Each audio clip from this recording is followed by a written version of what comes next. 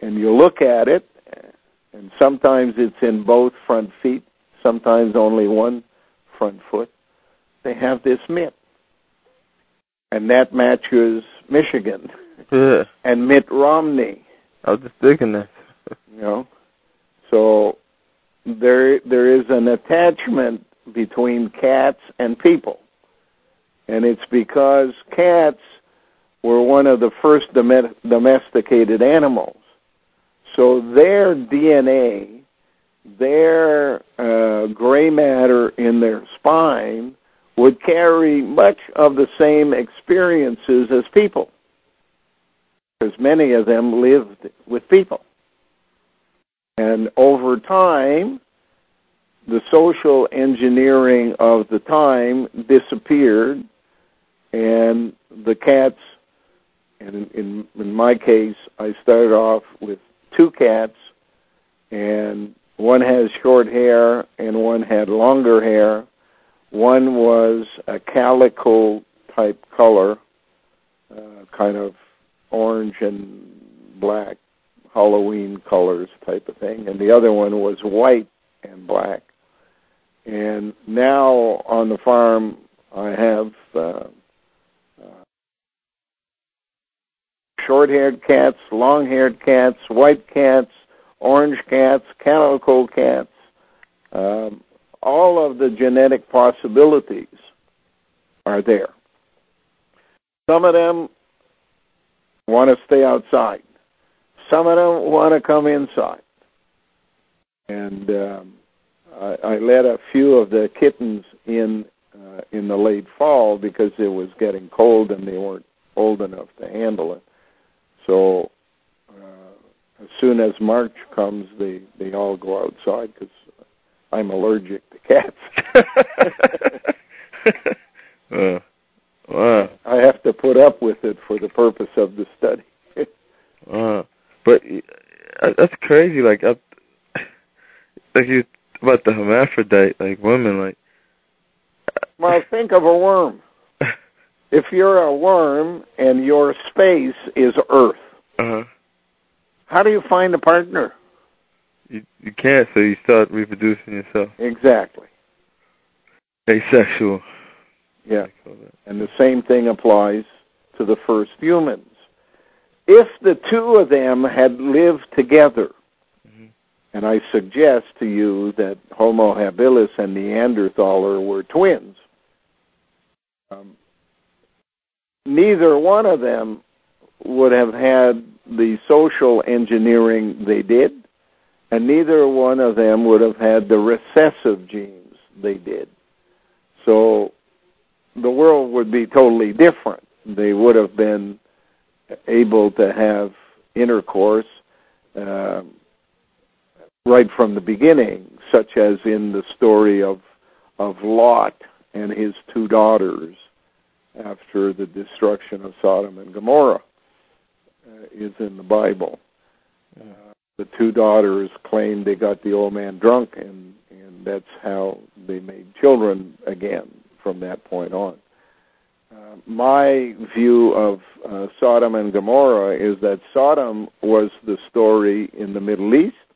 Gomorrah is yet to come. Gomorrah is currently happening. It's happening now, and it's happening in the Northern Hemisphere. And it's linked to the word go Roma. So the Roma have done their job, and now is the time to shut down the lab. That lab is the word ball backwards.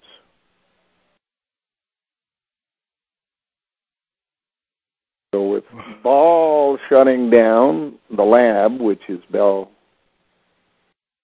the English language, it's the company called Ma Bell, shutting down with the help of her underground and undersea partner, Shell Oil. We are being, first of all, repossessed, because you go and you re-go. You go and you bring it back. In French, the word is amen, which means bring it on, like George Bush said at the beginning of the Gulf War. And then at the end, it's Ramen, bring it back. So where's Ramen? Ramen is Armenia. So everything that came from China went through Armenia on its way to the west, and everything is now going through Armenia back to its place of origin. And the path it takes is the same path as the orange took as they distributed oranges out of India. An orange is a symbol of protection. It's got all of the pieces tightly knit together to give total protection to the seed on the inside. And it can be separated in its individual parts.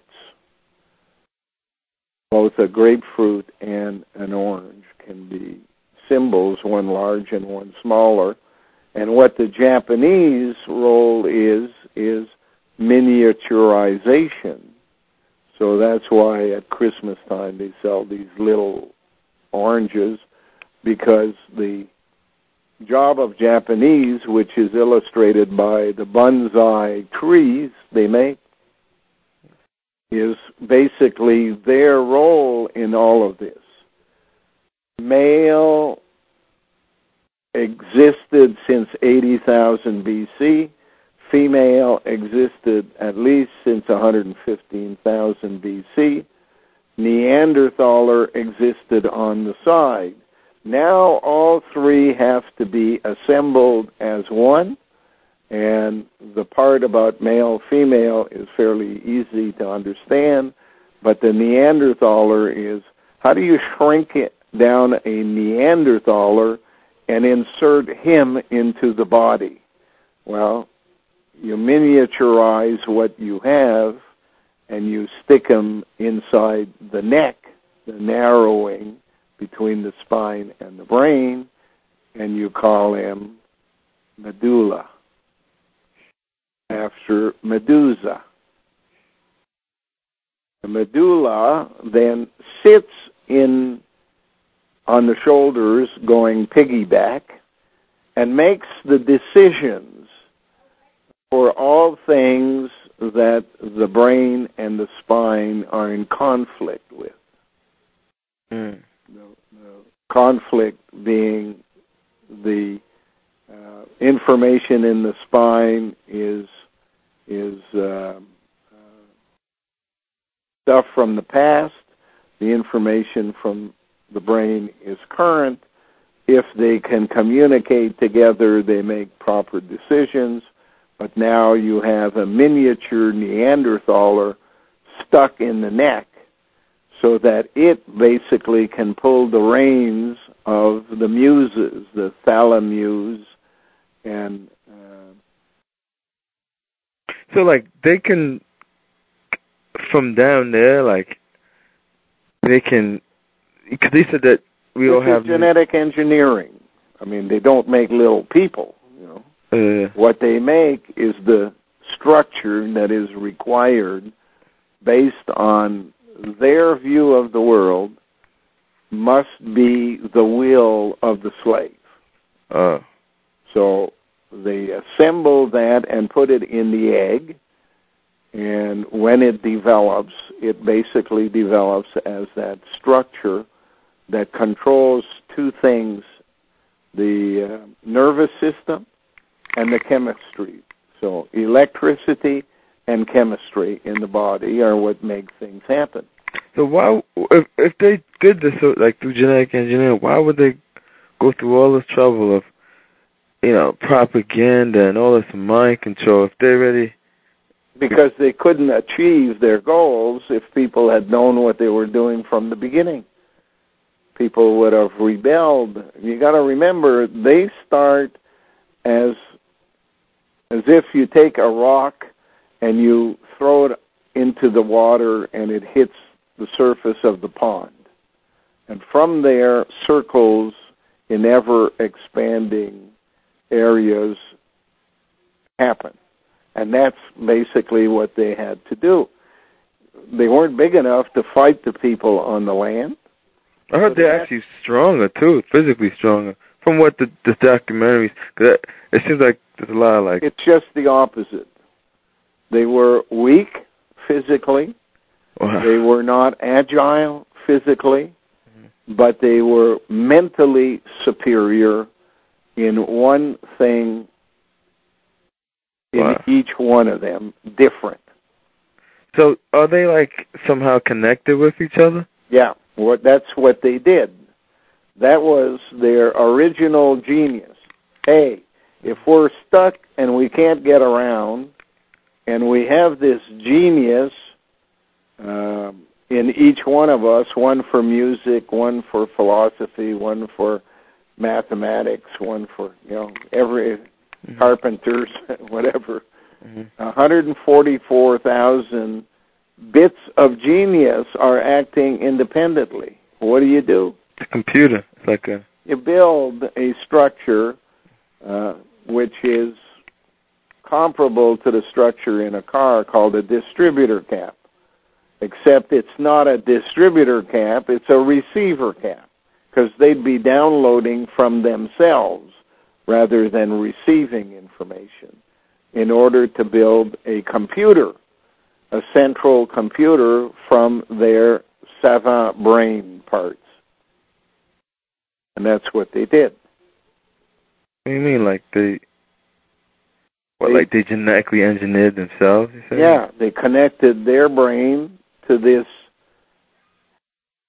receiving device, and the receiving device was set that it would only read genius. Anything that didn't fall in the category, chemically speaking, of genius, because it's all coded, it's a genome, it's a code structure. Anything that didn't fall in that, it rejected. Reject until you've collected in one place the genius part of each one of them in this chemical computer. Now it becomes a standalone genius over everything. And from that point, it says, okay, I'm a machine made of chemistry. Life made a machine made of chemistry that gets along on the ground pretty good, called woman. That's the name they gave. How do we appropriate ourselves of woman and steal her body so that we can piggyback on her? Well, you have to go through a process of deceit. You can't go to the woman and say, excuse me, ma'am, would you mind participating in an experiment, the end result of which would be that you would be destroyed and I'd replace you? But you can go to the woman and say, you work too hard. What you need is a helper. And you have it within you to have a helper. It's a part of you that would be a little dumber than you are, but stronger physically, and it could do the manual stuff that needs to be done. All I need in order to help you out is some eggs. So would you mind stepping over into my laboratory so we can do a hysterectomy? How do they communicate? You're getting on in age and you don't need these eggs, so we'll use them and we'll implant them in one of your clones. So they take the eggs, take out what's in them, put them all in bottles. Included in these bottles are all of the parts that are needed for making gender. They go to the gender parts, they take some X's and break a leg off and turn it into a Y and put those in a separate jar. And then they make a cocktail, insert it back into the egg, seal it up, put it inside one of the clones of the women, and say, okay, fertilize it. Now, the woman has a testy, so she fertilizes the egg, and all of a sudden, the baby that comes out is not a clone of her anymore. It's got this hanging thing between its legs where the clitoris should be, called a penis, and they begin a process of saying, okay, we'll raise some of these and you'll see how effective they could be. And once they've got the process going, from the period 80,000 BC to approximately 58,800 BC, they're cloning and they're making males. And all of a sudden, the males and the clone females are having sex together without the help of the genetic engineers, and they're making babies. And now you have two genders, male and female. Then the Neanderthaler says, yeah, but don't forget, I got to hijack the body. So the thing is, first take away the power that is held by the woman. Pass it on to the man. Make her obsolete as far as being powerful is concerned. But let the story leak out that a terrible thing has been done to these women. They are no longer allowed to participate the way they used to, and they're designed for the job of decision-making, not managing a house and washing dishes and cleaning floors. So you keep that in background. And at one stage, when you've got enough developed, you begin to reverse the process. You begin a movement called women's rights. You begin a movement called anti-segregation or desegregation, because the original women were black. And you work your way backwards until these women are on the cusp of getting power, but not quite power. They're still answering to men who laid down the rules. The men who laid down the rules, by the way, wear dresses. They're called priests. So all of that structure had to be accomplished. And then, in the last 100 years or so, a new process had to take place. That was to begin the process of reverting male and female into a hermaphrodite. So that process required that they learn genetically what they had to do, so they made gays, and they made lesbians, and they made cross-genders, and they got from the genetic engineering of these people's genome what they believed they needed, so that what they would have would be a recessive male with a veneer female. And they began the process of learning how you can interrupt the development of a fetus at the proper moment so that the male part stops functioning and developing, and the female begins to function and develop, so that the inner part is male and the outer part is female. And after that, they said, okay, that's phase one. Now we have to figure out how we control this being, and we want it to do our will. So they go back into genome, and they study what is it about us that makes us who we think we are. And they work out what that is, and they say, okay, genetically speaking, it's a combination of these instructions. Add it into the egg with the female, and remove from the female and male the equivalent parts, so that it's us that makes this part.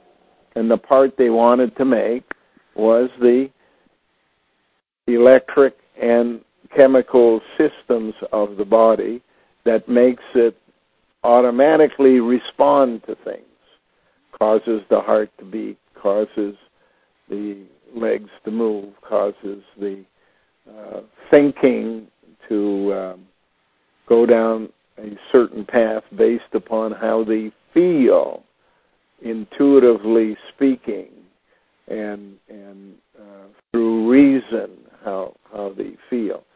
And if they don't like what they're hearing, they pull on a chain and cause depression, or a physical ailment such as a lame leg to halt the person from physically doing things.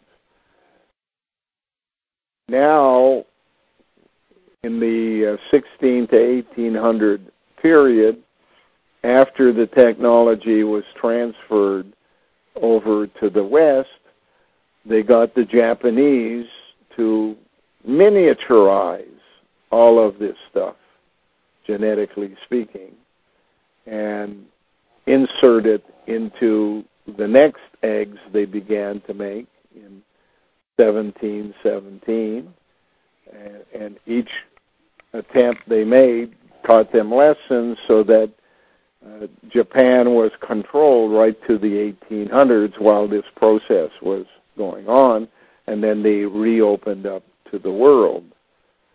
The closing down of Japan was done by the Jesuits, and the only people allowed in at the end were Americans. So it suggests that the Jesuits were basically making Americans, and that the implants of this third kind gender, which is called triune man, 3-in-1 man, was in fact completed by the mid-1800s. And so they had the Civil War, and they had the Indian Wars, and they brought in Eastern Europeans to take over from the conditions they had set up originally, which was slavery with the white people on the East Coast and Roma as Indians on the interior and west. And now the time had come to bring the two things together. So they got Lewis and Clark to lay out the territory, and they brought in 12 million Eastern Europeans into New York City, who then spread out from there and took control over universities, over finance, over the dissemination of information through publishing and news outlets. And their final coup de grace is the setup in Hollywood for the making of movies, because a picture is worth 1,000 words. And with all of their tools in place, they began to do public education.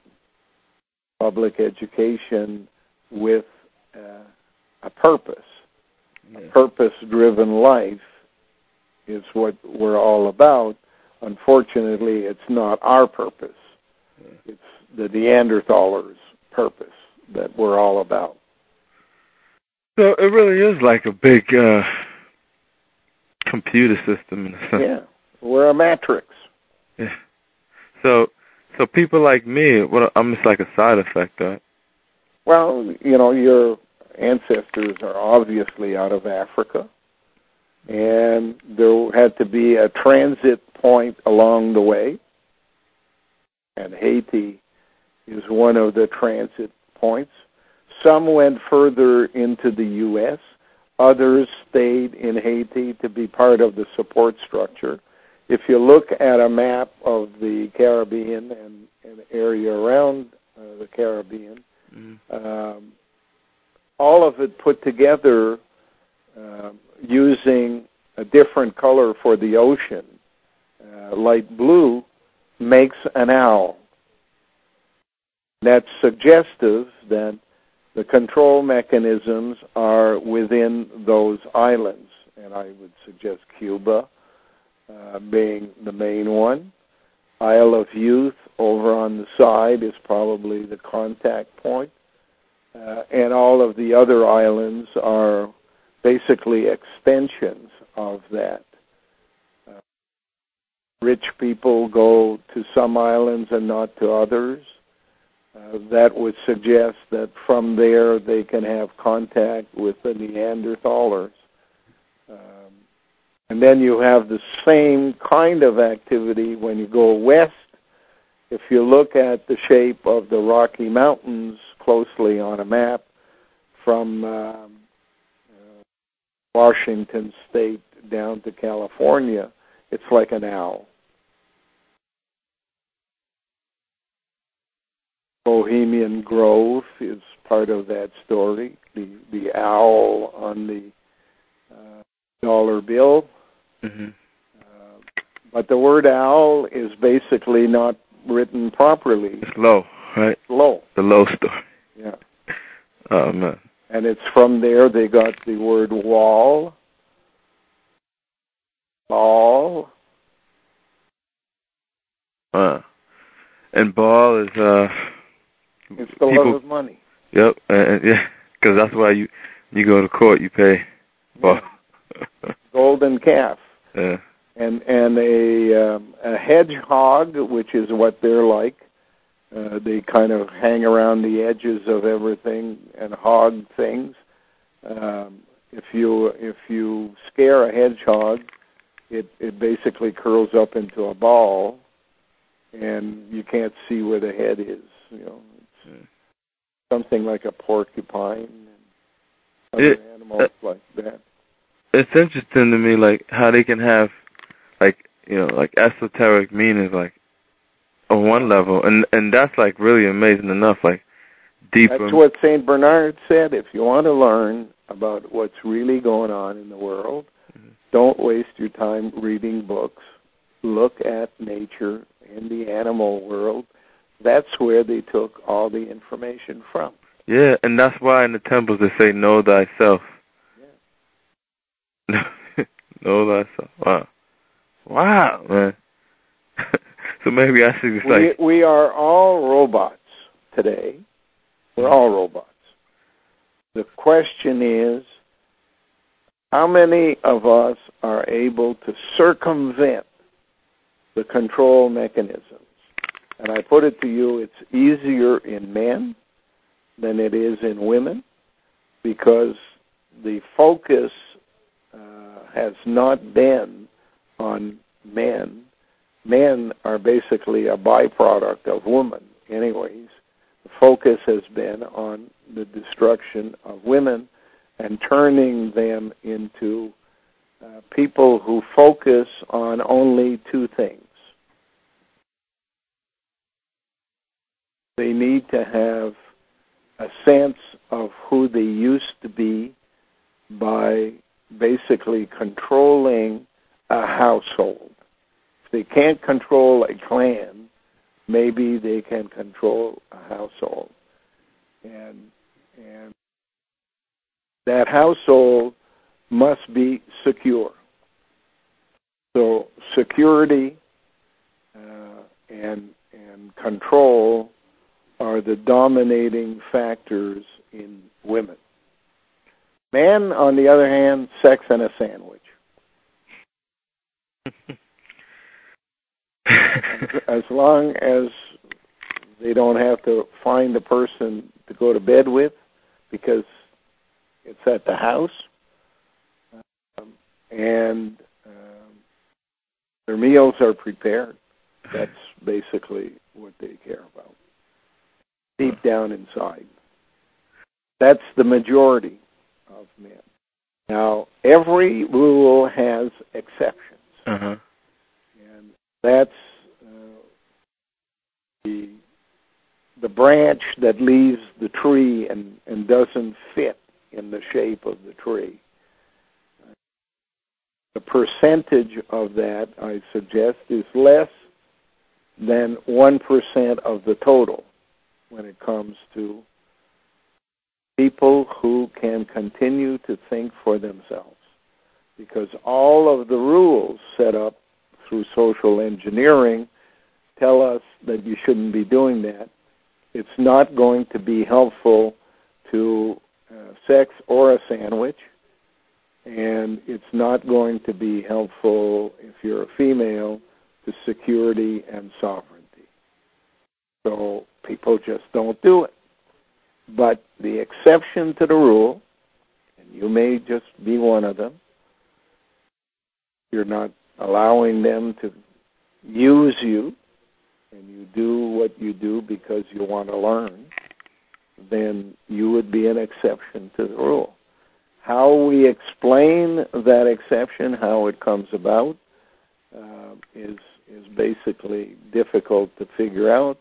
But my educated guess is, since 37% of us is male, 37% is female, 25% is Neanderthaler, that leaves 1%, and I suggest that the cocktail had to be put in an egg, and therefore the eggshell itself might carry a recessive gene that creates this abnormality wanting to know.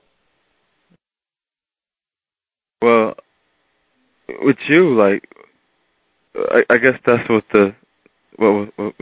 happened with you, right? Like, yeah.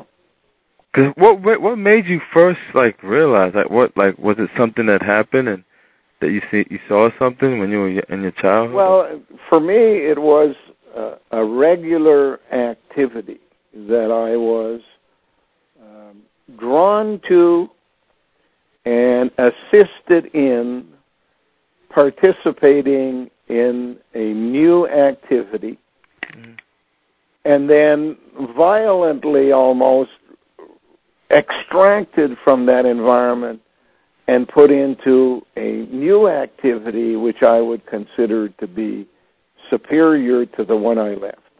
The one I was in, I thought I was superior while I was there. Afterwards, I felt that I was moving into a superior activity. And by that I mean learning about small business, learning about large business, learning about politics, learning about religion, learning about media and security forces, and all of these activities where you go in and you're heading for the top, and all of a sudden you're out and you're starting something else. All of this, to me, said, I'm not in charge of my own life. Somebody is managing this. Yeah. Somebody is doing this. They may be different people in each situation, but somebody has control over all of this. That's what I feel like, too. Yeah. And when I set up a $160 million project and bought the land and was ready to start construction, and I get a politician coming to me to ask me for money, and I refuse. Then you really seen that control. Then I saw, well, it's a single person asking me for money. But when I moved to investigating that single person, I kept seeing he has a boss.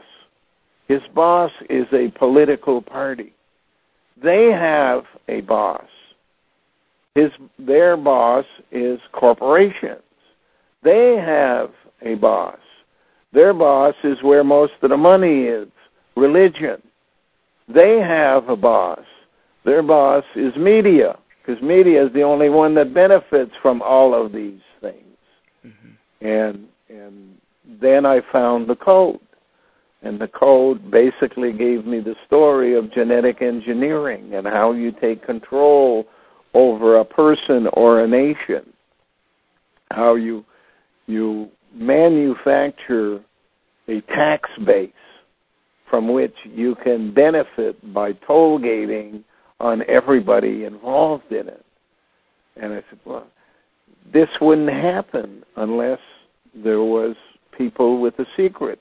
Aha, there are people with secrets. They're called secret societies. Yeah. Why do they have secret societies in supposedly democratic countries? Doesn't make sense. Yeah. They are opposite concepts. Yeah. And then I looked through all of the code, and it said, country. If you move letters around, what do you get? One tree or? Take the O out of country and move it to be before the letter Y and after the letter R. Write that down. Cunt, Roy. Roy is the French word for king. Cunt is king.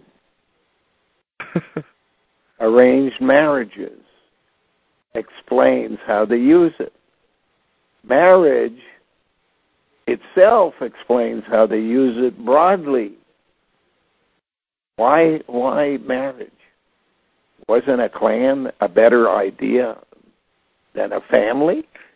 Yeah, I thought marriage was just a eugenics plan, just to breed more. That's why they... Well, it's control. Yeah. It's the symbol of the crucifixion.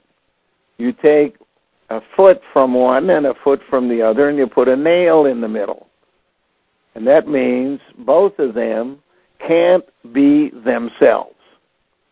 Both of them are basically a compromise of the other. And that's not good for either party. Whereas a clan, you had mothers and you had men out there. And the mothers would invite a man to come and live with her for a while. And after she had a baby, she sent him back to work. Go back and live with the men. And the baby was raised by the clan, not by a single person. And that meant the baby could be assigned, soulmates is the word that comes to mind. 12 people, 8 males, or 6 males and 6 females. Each would teach the child a specific lesson. No single father or mother could compare in teaching a child as a clan could, because you could have a specialist in hunting, a specialist in building buildings, a specialist in sex, a specialist in all kinds of things that the child could draw upon whenever they had questions. Go see George. He's the one who'll give you the answers on this. Mary will talk to you about sex. You know, Mary is probably the ugly woman who doesn't have too many men responding to her invitation, but she gets to teach the young boys about sex, and when they're 12, 13 years old, they don't care what it looks like as long as it does it. I mean, clan is the way that creation intended. Family is the way the control mechanisms want it.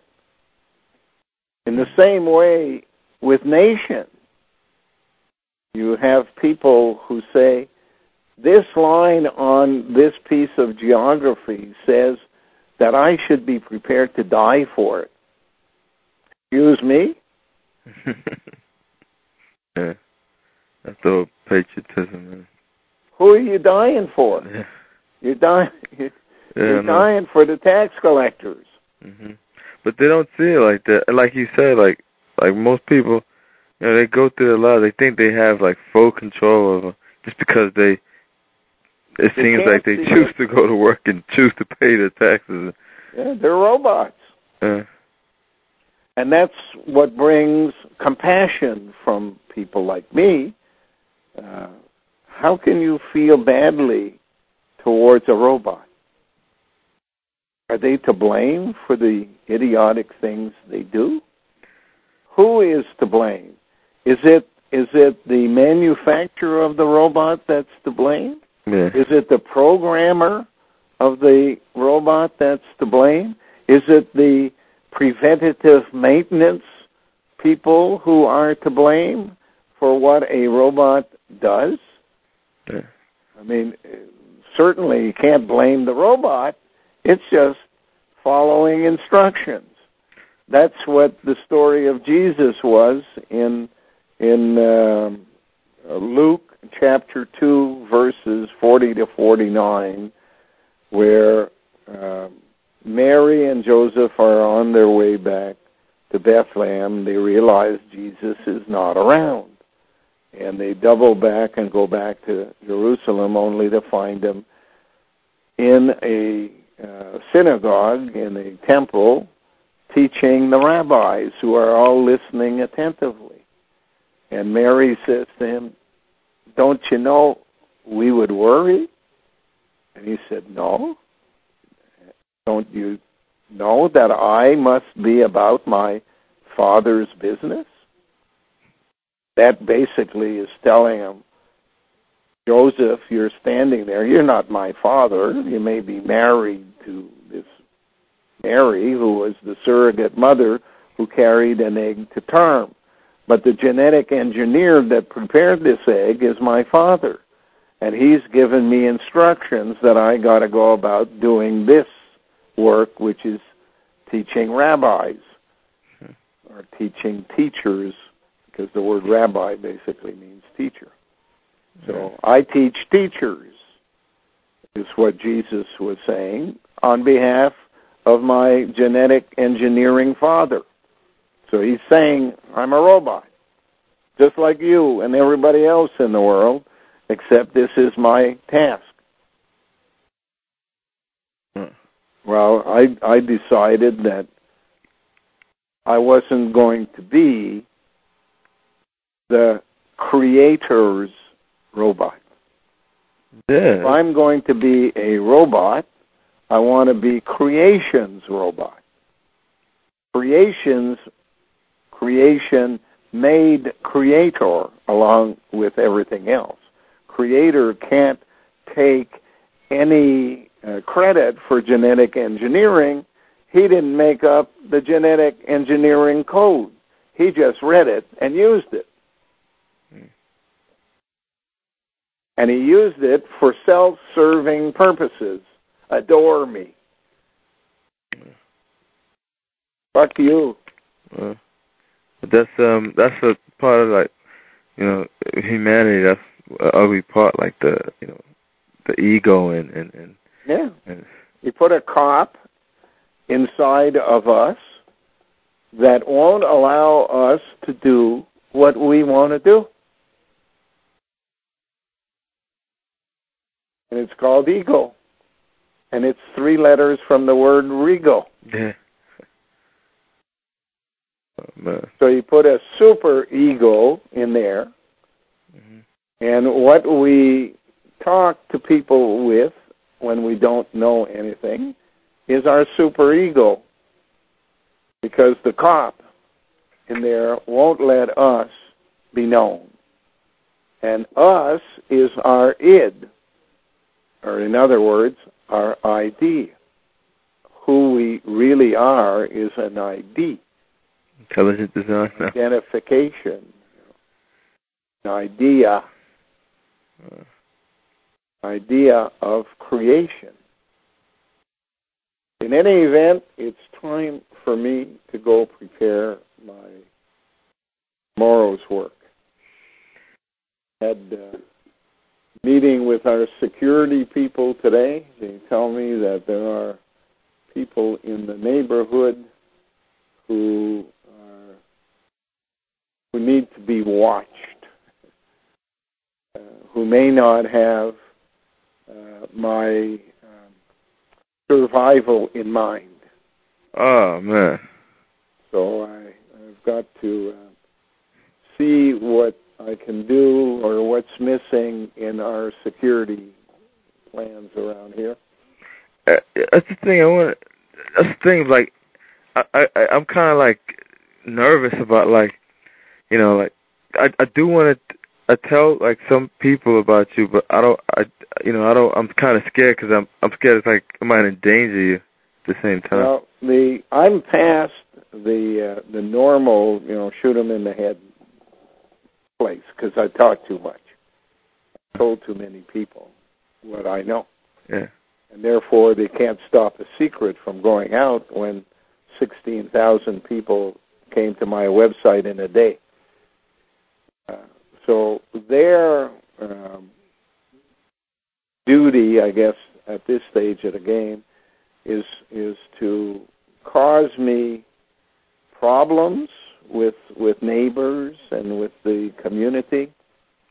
And one example of that is a woman who stopped her car and came and complained about our goats being beyond the fence.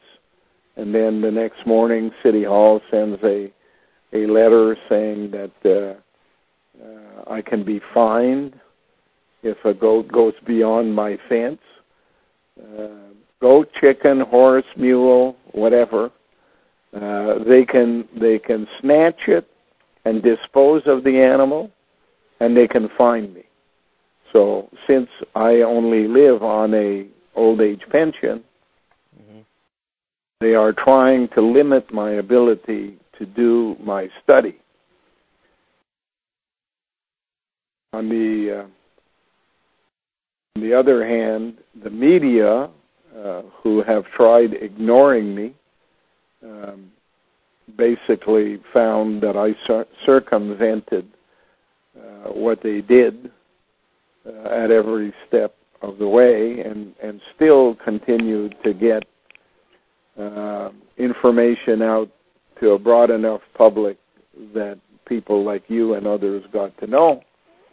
So their next step when that happens is usually entrapment. They try to set you up.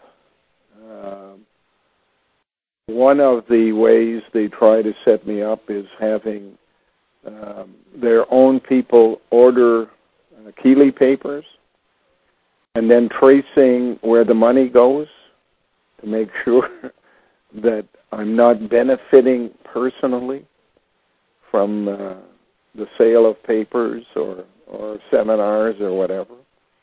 And I've established right from the beginning a modus operandi where all the money I get gets deposited in a bank account, with the exception of if it's a small amount and it's cash, $10, $20, $50, that type of thing.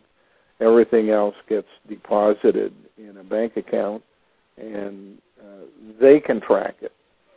But if somebody sent me $100 in cash and I didn't deposit it in the account, you could be sure the media would have that information over at the police station.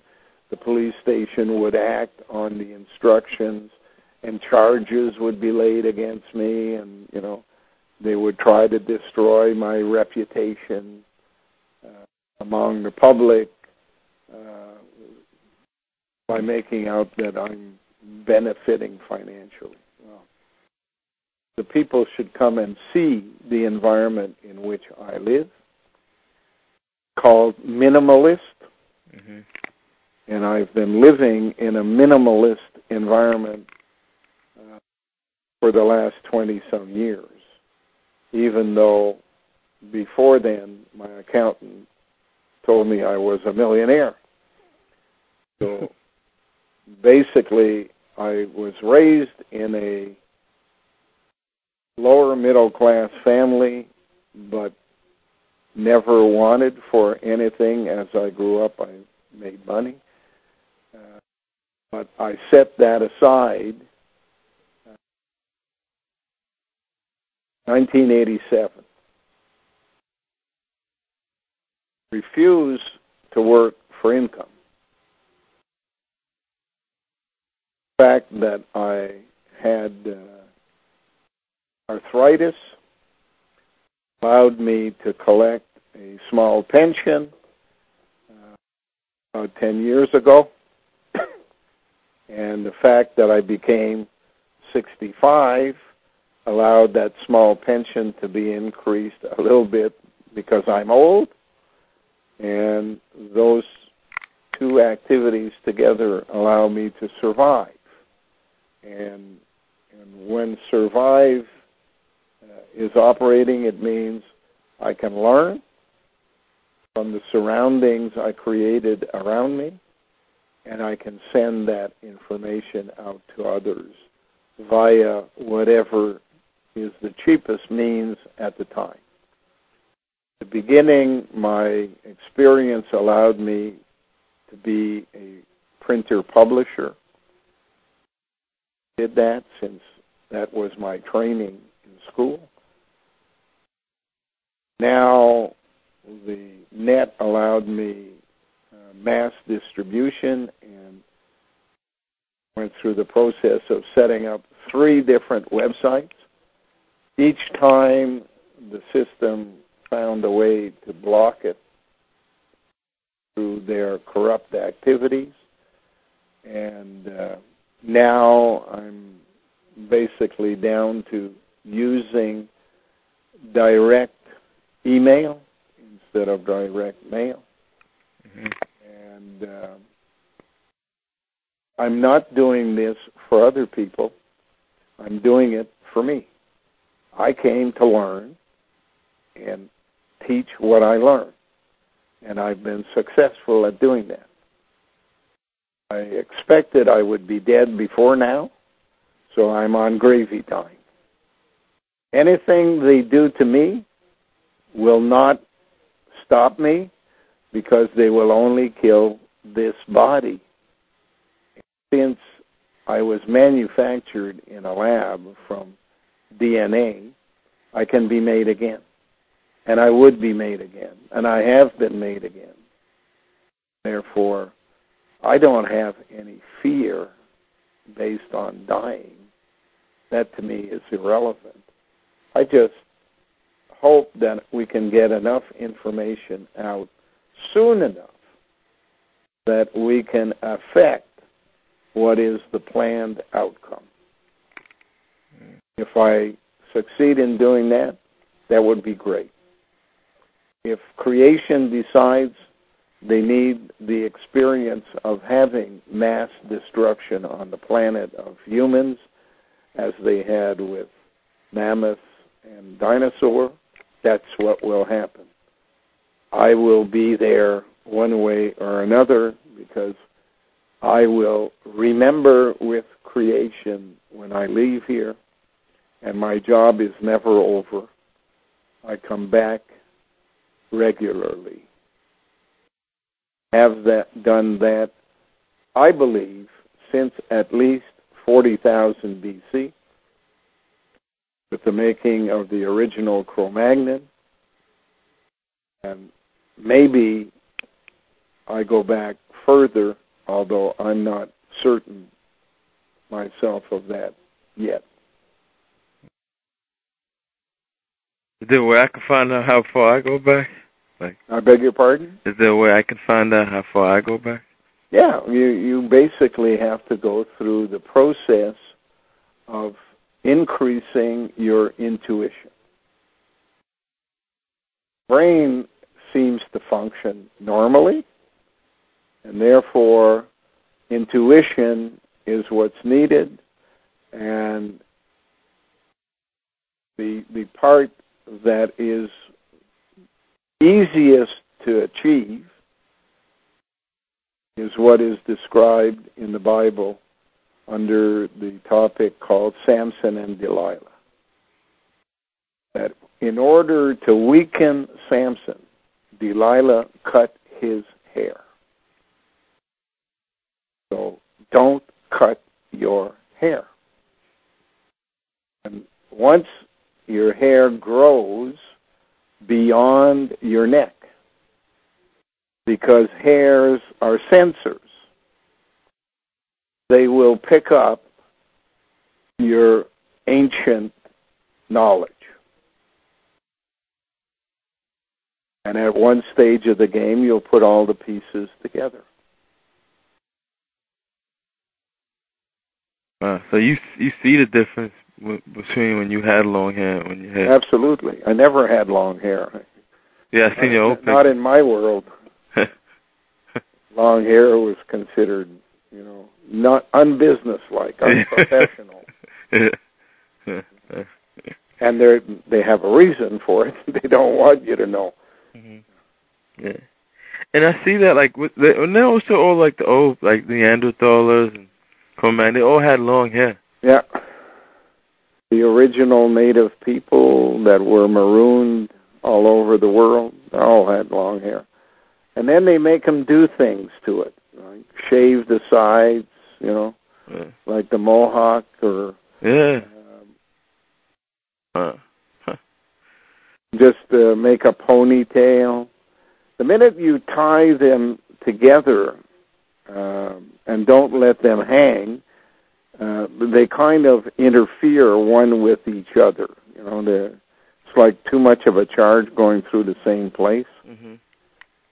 So, don't curl them. Don't put them on top of your head. Don't tie them in a ponytail. Don't shave part of them.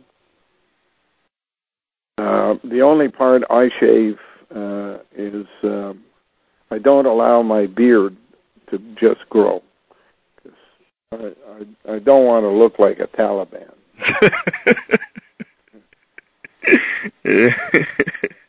The beard, I suggest, has a different purpose than the hair on the head because it comes late in life. Yeah. What is it like to, warm up your face or something? Well, it's inconvenient, to say the least, when you're always having a hair that either tickles your nose or hangs onto your food, mm-hmm. That kind of stuff. So, but there's a purpose for it, and I let my beard grow just, about an inch and a half or something. How about, you might think it's crazy, but how about, they call them the wisdom teeth, right? Why do they call them wisdom teeth? Well, because they come late in life. Oh, that's it? Oh. Yeah. No. Everything that comes late in life brings with it information from inside of you that has probably links to the spine and would increase your intuition. So they would become a threat to the system, and they have to be removed. So, they want pieces of your throat removed. Yeah, and the appendix. Yeah, appendix and wisdom teeth. And that's weakening your immune system, too, so it's easier. Corneas of the eyes and stuff. In any event, that's the physical things you should do if you want to be more intuitive. But the understanding of the codes they use, how they use it, because you're from Haiti, you may have a little more ability than most because of the French influence on Haiti. You got to remember that these codes for us that are to be crucified were written at the time of Christ, which basically means it was Aramaic. Aramaic was the language of the Middle East, and that language became Latin, and Latin became French. English is 65% French. But if you have the original French version, many of the things that I can overstand is because I can read a word, convert it phonetically to the sound and the syllable as visuals, and then from the sound say, what does this sound in French mean as opposed to in English? And by having both versions, English and French, I can often have a shortcut to the truth of what I'm looking for. So you got to learn how to use dictionaries, how to search syllables as opposed to whole words, how examine illustrations that are the basis of the letter forms, pictograms they make. Encyclopedias need to be read cover to cover. The ones before World War I, right? Yeah. Okay. Because after World War I, they began public education. Oh. And the minute they do that, they don't allow the information they allowed for priests to appear. So encyclopedias and dictionaries basically were made for a select group of people, which was now going to be expanded by a multiple of many millions. So they had to change things in there. But if you have some old dictionaries, old encyclopedias, read them. You'll find definitions and clues in places you don't expect. And you only have the rest of your life. You know? Yeah. Yeah. You don't have to worry like it's a job that's got to be done by tomorrow morning. You say, I've been given a task to do, observe, analyze, and conclude, and I'm starting today. There's no income, but somehow survival seems to happen when you're on the right track. That's really more important than money to me. Yeah. Survival in an atmosphere that allows you to learn and teach. Once you learn, you teach. And I suggest that you're not going to grasp the full meaning of the things you learn until you're 40 years of age. How old are you now? 25. So another 15 years. That'll bring you into the 2023 range, 4 range there. The first cataclysmic event should have occurred by then, must have occurred by then. You'll be in a period where it won't be as difficult as the period we have now. More people will believe, but you will be faced with a coming cataclysmic event, the second one. You survive long enough, a third. Unless we can basically get through to Neanderthals and help them gain a sense of self-worth, which they obviously lack, since that's the cause of control freaks.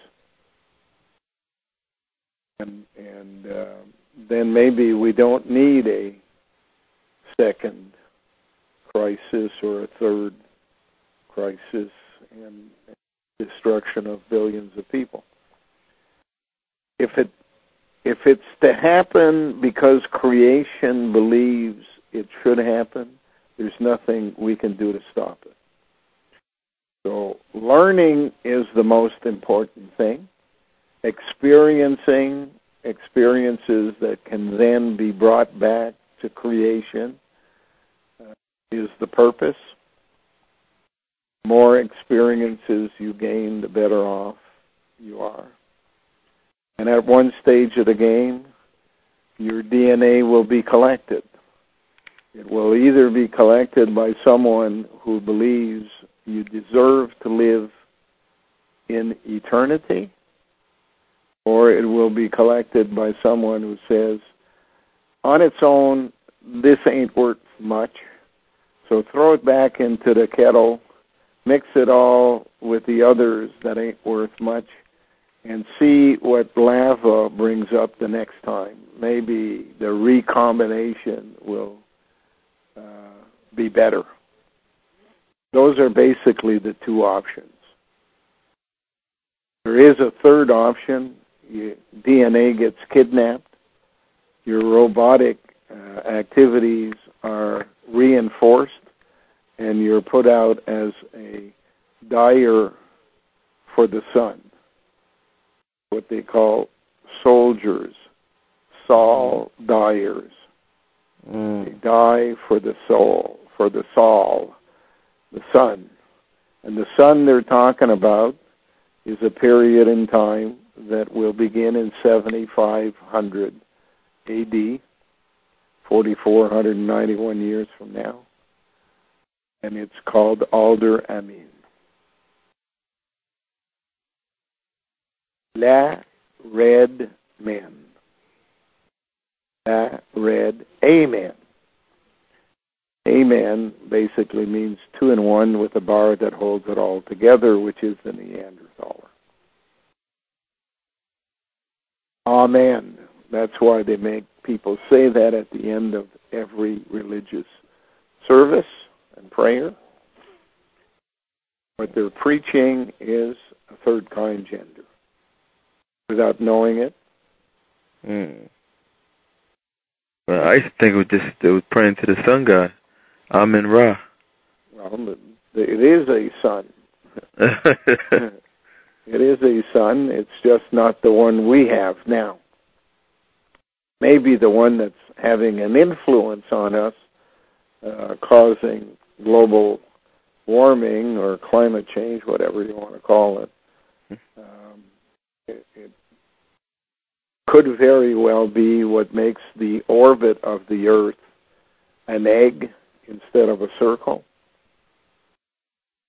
Because obviously there is a magnetic attraction on an egg shape at one stage of the game rather than on a circle.